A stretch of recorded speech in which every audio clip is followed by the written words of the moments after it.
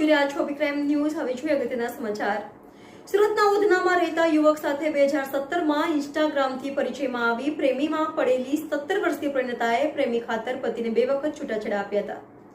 બહેનના પ્રેમ પ્રકરણથી મોટા ભાઈએ વતનમાં આપઘાત કરી લીધો હતો। 7 વર્ષ લગ્ન વિના રંગરેલિયા મનાવ્યા બાદ પ્રેમી અને તેની માતાએ 10 લાખ રોકડા અને 5 તોલા દાગીનાની માગણી કરી ઘરમાંથી હાંકી કાઢતા મામલો પોલીસ મથકે પહોંચ્યો હતો। સમગ્ર ઘટનાને લઈને પોલીસે દુષ્કર્મની ફરિયાદ નોંધી આરોપી યુવકની ધરપકડ કરી હતી। મળતી માહિતી પ્રમાણે તેલંગાણાની વતની ભેસ્તાન વિસ્તારમાં રહેતી 27 વર્ષીય યુવતી સાડીની દુકાનમાં નોકરી કરે છે। 2013માં તેના લગ્ન જ્ઞાતિના યુવક સાથે થયા હતા।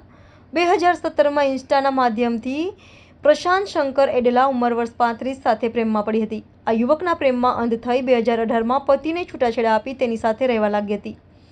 વતનમાં માતા પિતાને આ વાત નાપસંદ પડતા તેઓ 2019માં સુરત આવ્યા હતા અને પૂર્વ પતિ સાથે સમાધાન કરી રહેવા જણાવતા આ યુવતી પતિને ઘરે પરત ફરી હતી। પતિ પાસે પરત ફર્યા બાદ પણ યુવતી અને પ્રશાંતના સંબંધો પૂર્વવત રહેતા ઝઘડાઓ શરૂ થયા હતા।